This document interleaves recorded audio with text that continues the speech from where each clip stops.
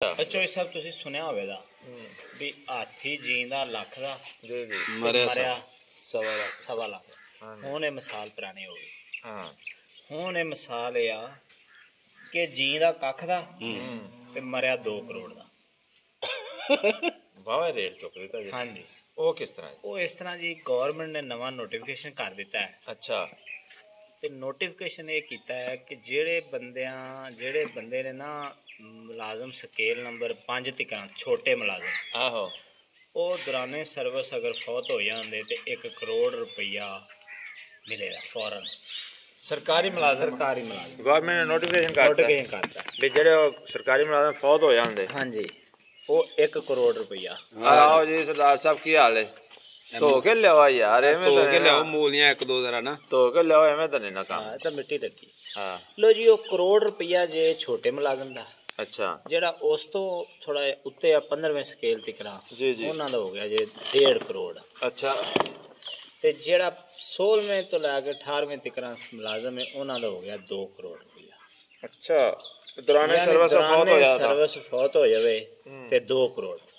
हुण मुलाजम तो आपदियां बुढ़ियां तो जान लकांदे फिरदे नहीं और तो नहीं गल भी ऐसा ना होवे भी ओनू पैसे दी लोड़ पवे। हां ओ आखे नाले बंदा नवा हो जादा नाले जड़ा ना अल्लाह तुहानू तंदुरुस्ती रखे तुसी तां ओहां दी मोटरसाइकिल तेज चला रहे तेज नहीं मैं मट्ठी चला रहा असी ते लिख के। अच्छा आज भी मैनू आदे मैं मोटरसाइकिल मुलाजमा भाजी हुण लिख के पर्चियां रखियां ने। अच्छा सराने थले कि मैं बकायमी होशो हवास अज चेकअप कराया मैनू कोई मर्ज नहीं ना दिल दा ना कोई ऐसा वैसा। अच्छा मेरे हादसाती फौत होने का कोई इम्कान नहीं गा। सही है अगर अल्लाह ना करे मैंने कोई मसला बन जाए ते मसला सारा केस जड़ा ना जोजा मोहतरमा दे ए जनाब बकायदा नोटिफिकेशन उन्होंने भी काट देते ने बंदे ने लिख के उन्होंने नोटिफिकेशन जारी कर देते ने भी ए मसला है दसो भी जींदे भावें बंदे जड़े ने साहब ओ टुकड़ों आवाज़ार होवन भी उन्हां दा दाल रोटी ना चलदा होवे छोटे मुलाजम दा। हां जी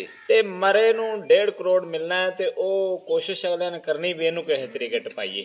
ते डॉक्टर साहब बंदा भावें केजा भी है ओंदी भावें मुश्किल नाल उंदा गुजारा हुंदा नहीं हुण अगर ओ 5 करोड़ भी मिलना होवे 10 करोड़ भी दे इवल ते ओ आपदी जान ता नहीं हुण साडी जेड़ी मिसाल है लेकिन ओनू कोई जेड़ी हुण साडी जनता दी मिसाल है वो तां एवें हो गई जिवें साडे पंजाब दे विच गंदा रिवाज है। हां जी भी जिधर भैन दी शादी होई हुंदी या धी दी शादी होई हुंदी वो कुड़म सोहरा या सस या उन्हां दी कोई फौतगी हो जाए तो रोटी पैंदी इन्हां नूं।